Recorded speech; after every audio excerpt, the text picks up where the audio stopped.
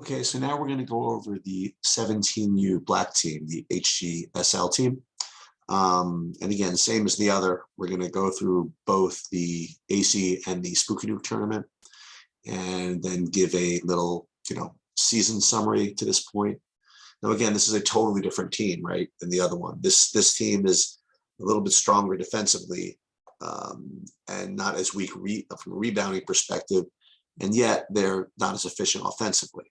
And that's kind of cool, right? That teams can be different, and each team might need different types of analysis and different types of adjustments. But we are going to look at the stats from the same perspective and see what we can find out. So as you guys know, I was at the AC tournament and I got to see all 5 of these games, and they did well, they did poorly, they did well again. This team does play with a lot of energy, but they sometimes struggle with respect to shot making and things like that.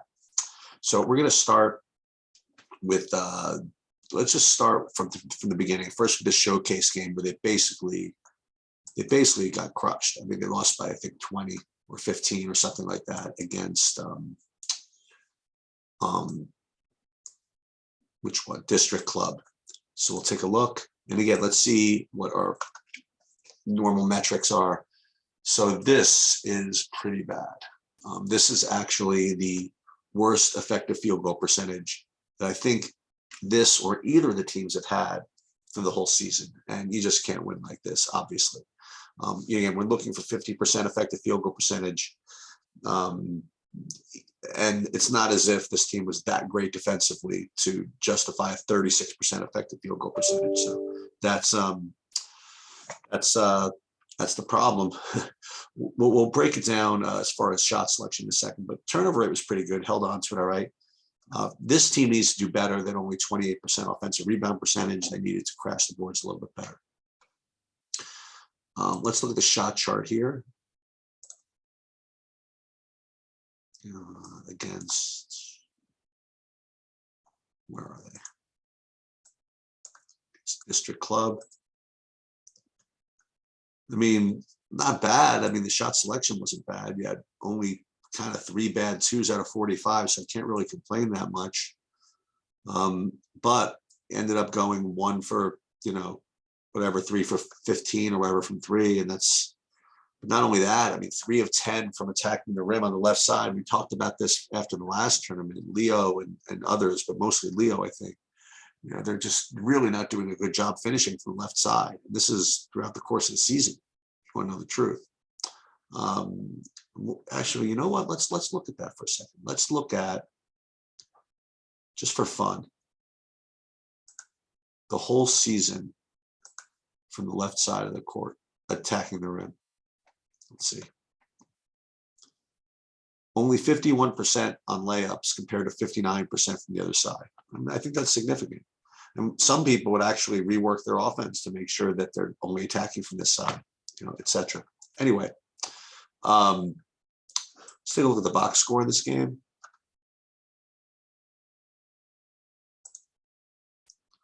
That would be District Club.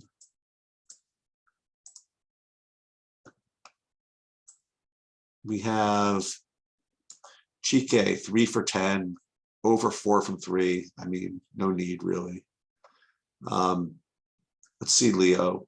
I mean, 3 for 5, 3 for 5, 0 for 1 from 3. Patrick was 4 for 11, including taking a 3 for no reason.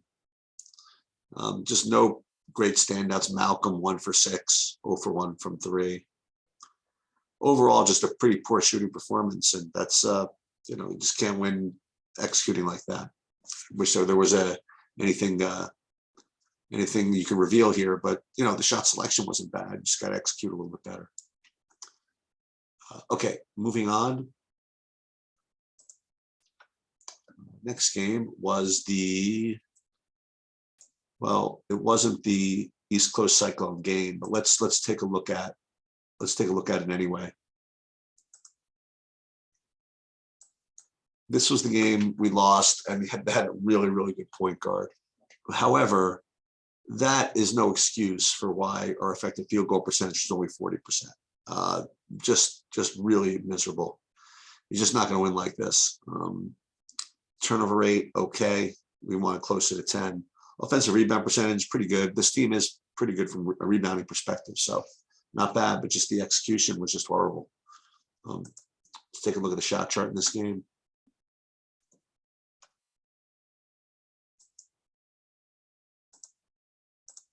Let's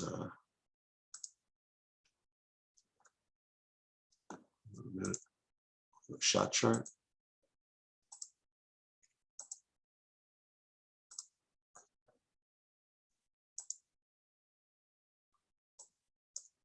These close cyclones.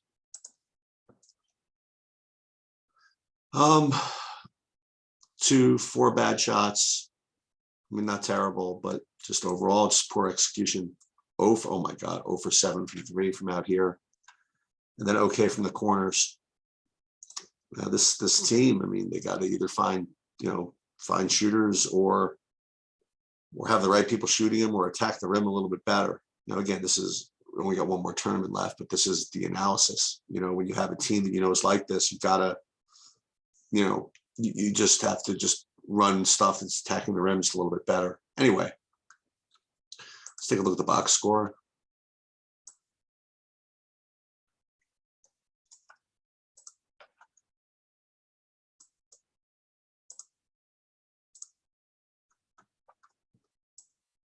We have basically everybody was bad. I mean, Malcolm 4 for 15. Ouch. That's including 4 for 13 from 2. I mean, all those floaters, just terrible. Anthony 1 for 6 from 3. Yeah, not very good. Pretty much across the board. Any shining star in here? Not really. All right, so those were the 2 losses. I presume the wins are going to look better. Let's take a look at that. East Coast Power Bit Dancing beat them by about 25. Let's see why. Well, there you go. 59.8% effective field goal percentage. This is extremely strong. Turnover rate, decent. I would prefer it a little lower. Offensive rebound percentage, decent. So overall, this is what you want to see. Let's take a look at the shot chart.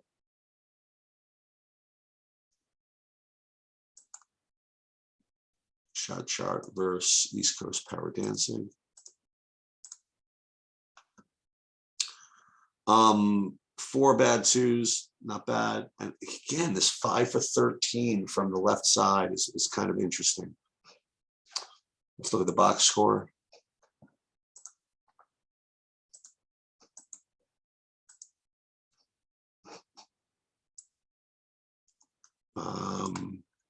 Leo, there you go. 8 for 11, attacking the rim pretty much. Anthony, 2 for 8 from 3, not a good week for him. Braden, nothing. Matt DeFalco, 5 for 10 and 1 for 2 from 3. Very, very strong game. He had a stronger game the next day, which we'll get to. Patrick, 4 for 4. Take it, right? So overall, much better performance across the board.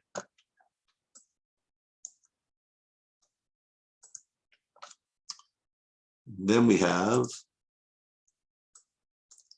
game against PK Flash, where they won by about 10, 53-46. Effective field goal percentage above 50, which is what we want, 53%, very good. Turnover rate, 16%, decent. Offensive rebound percentage, 31%, decent. Good shot chart. Can we always try to just make sure that we're not drifting and taking a lot of bad 2s? And this is, all right, so 2 bad floaters, 3, 5. All right, maybe not the best, but overall not bad. And you'll notice 0 for 2 from this range here. Right. Let's take a look at the box score.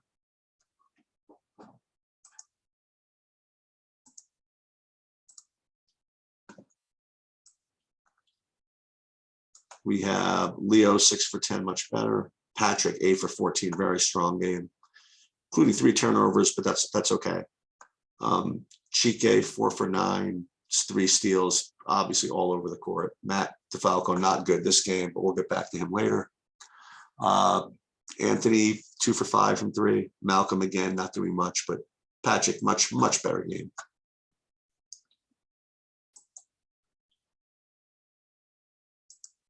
And then we have just the one more, right? Yeah, against the Heat, where where there's a lot of juice in that game. Everybody was all fired up, and then it's when Tom gave his speech in the second half. Like, how dare you play well in the second half when you could have played well in the first half, pretty much. Anyway, let's take a look. 50% effective field goal percentage, very decent. 22% turnover rate, a little more than I like.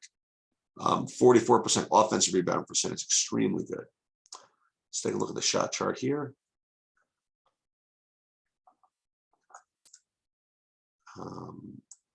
Heat. Almost perfect. Well, no, this is the thing. You get 6 FCFs, 1 for 6, and 1 bad 2. Got to clean that up a little bit.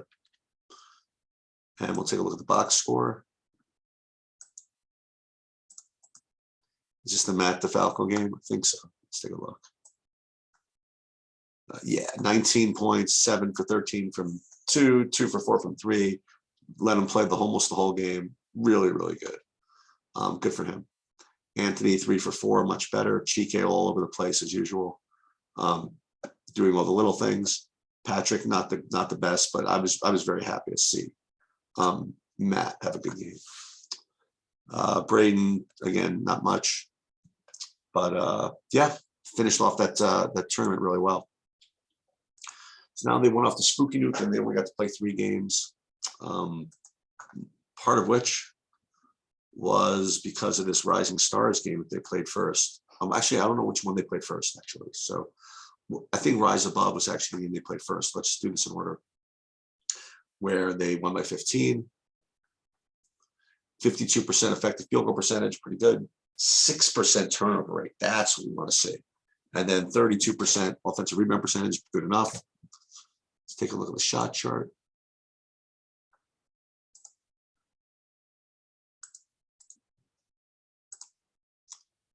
Uh, 0 for 3 from these bad 2s, then 1 for 3 from this floater, 3 for 4 from here. So overall, we got to clean this up a little bit, but overall 3, 7, 8. All right, so maybe this isn't the best with respect to shot selection. Is it a coincidence because I wasn't there? Let's take a look at the box score.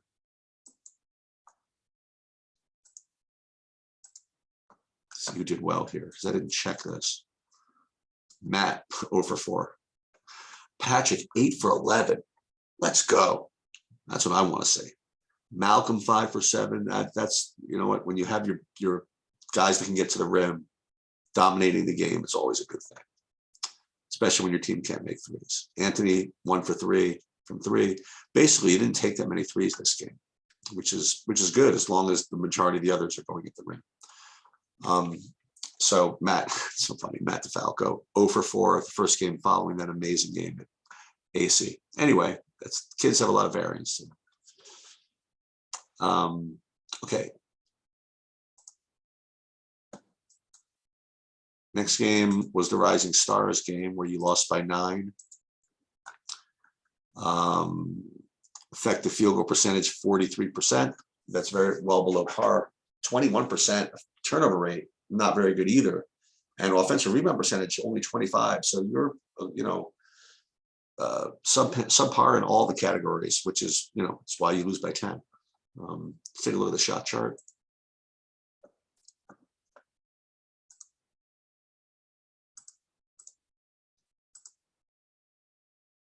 Well, 0 for 4 from bad 2s. I mean, that doesn't help. Look at the box score.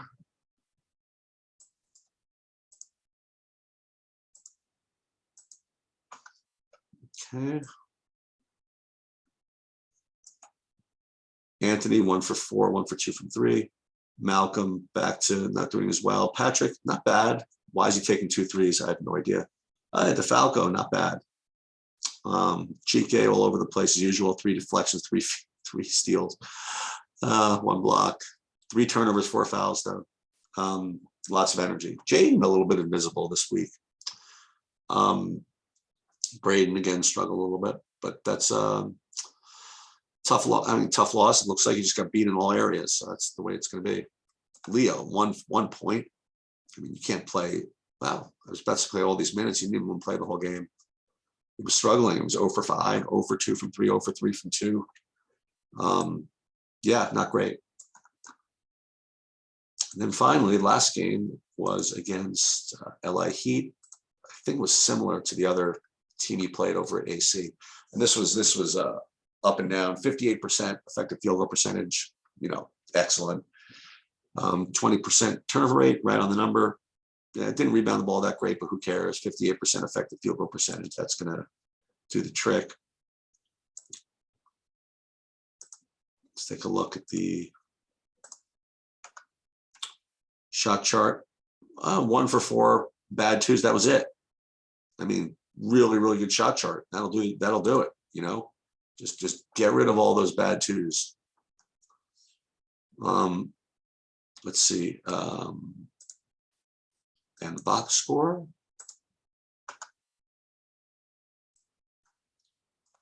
GK 9 for 12, 20 points, playing the whole game. Nice work, sir. Leo 5 for 8. Anthony 4 for 7 from 3. Thank God. Patrick 7 for 10. All right, look at these bigs taking over. GK and Patrick. Nice job. Okay, so let's take a look at the season. First of all, I mean, comparing it to that other team, again, as I told you, that other team is just like hyper efficient. So it's not fair to really compare them to them. But again, what we're trying to accomplish is to have an average effective field goal percentage of 50%. You guys are right on there. I mean, this is really, really strong. Is it good as the other team? No.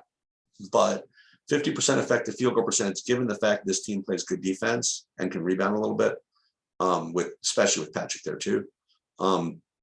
This is very, very admirable.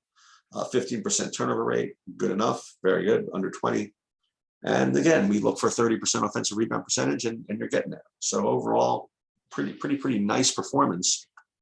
But let's take a look again at the shot chart for the season.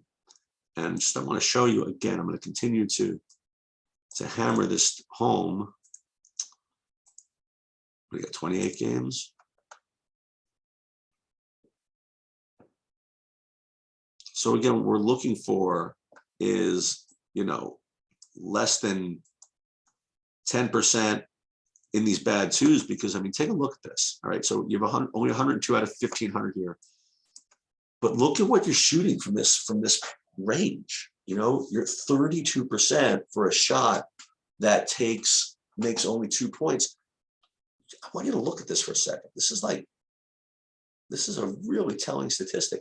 You shoot better from 3 than from these bad twos over a full 100 sample size.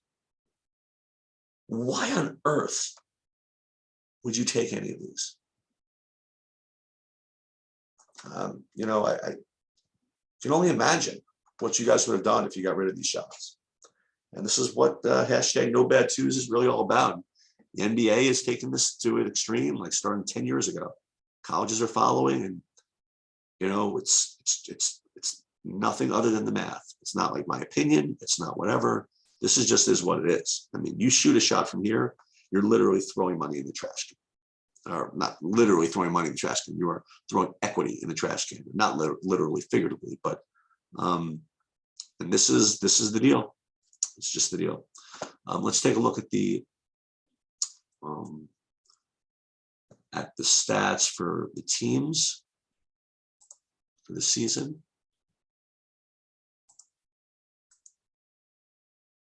Okay, this is good. For the season, we have, let's see who made some shots this year so far. First of all, effective field goal percentage. Again, we don't want to compare this to the other team. That was kind of ridiculous, but got a couple guys over 50. Jaden over 50% effective field goal percentage. Patrick 54. Matt Falco 53% effective field goal percentage. Anthony Chike, pretty good overall. As far as 3-point percentage, You have Jaden actually leading the charge. He doesn't have the biggest volume, but 54%. Matt DeFalco, 39. And then the biggest volume guy, Anthony, 38. That's totally reasonable. Okay. Anything over 33 is good, right? Because we're looking for 1 point per possession. And Bush isn't there anymore. Braden doesn't play enough minutes to have a sample size. And Malcolm almost there. So overall, I mean, Leo's got to pick up the pace a little bit.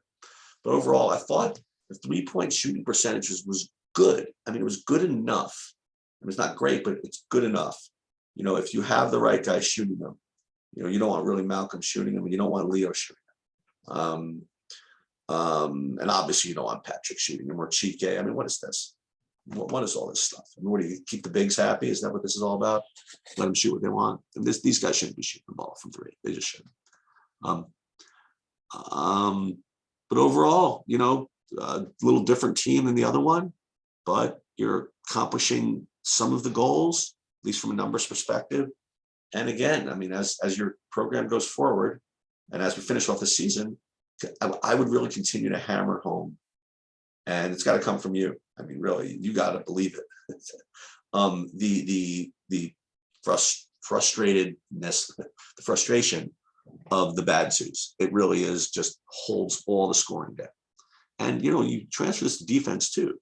You could scheme, and that's what a lot of teams do. They scheme completely to take the threes away. And then they have this kind of a shell that just stops them from getting into the lane and just forces all the bad twos. I mean, that's what, I was talking about this when we were watching. I was pointing out about the other teams we were playing, that some of the shots they were taking horrible, and so what it is. Right. Another tournament left. Hope you guys finish strong.